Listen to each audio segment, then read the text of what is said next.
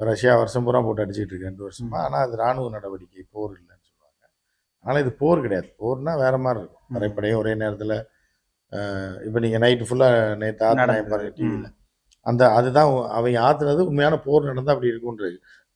ஆனால் ஒன்றுமே நடக்கலை. தாக்குதல் ஒரு 2-3 மணி நேரம் சோர்ஸும் கிடையாது. இப்போ பாகிஸ்தானுக்குள்ள ஏதாவது நடக்குதுன்னா யார் சொல்லி தெரியும்? நம்ம இவன் போய் பார்த்தானா பாகிஸ்தானில் இல்லை. அப்போ நமக்கு செய்தியாளர்களுக்கு என்ன வரும்? ஏஜென்சி கொடுப்பான். ஏஜென்சி உலகம் பூரா ஆள் வச்சுருப்பான். அவன் அங்கே லோக்கல் ஆள் வச்சுனா அவனுக்கு அனுப்பி அவனுக்கு அனுப்பி அடுத்து ஏஎன்ஐக்கு வந்து அவன் ஒரு சோர்ஸாக கொடுப்பான். இல்லை ராய்டர்ஸுக்கு வரும், இப்படி வரும். ஓகே, இவனுக்கு எப்படி லைவில் வருது? பாகிஸ்தான் டிவிகளையும் தடை பண்ணிட்டாங்க. பிடிவிலாம் நீங்கள் பார்க்கவே முடியாது, இங்கே இப்போ ஓப்பனே ஆகாது. சரியா? வெப்சைட்டையும் தடை பண்ணிட்டாங்க. அப்புறம் எங்கே தாக்குதல் நடந்துச்சு இவங்களுக்கு எப்படி தெரியும்னா, இவங்க வந்து அரசு கொடுக்குற டேட்டா, அரசு டேட்டா இங்கே நடராத்திரில் உட்காந்து ஃபோன் பண்ணி இவங்களுக்கு ஓனருக்கா சொல்லிச்சு? அதுவும் கிடையாது.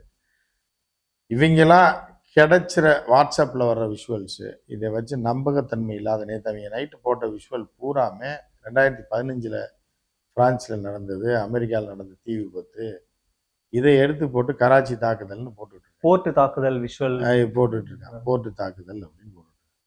இந்திய அரசே இதுவரை எந்த பொது இடங்களிலும் தாக்குதல் நடத்தப்படவில்லைன்னு சொல்லி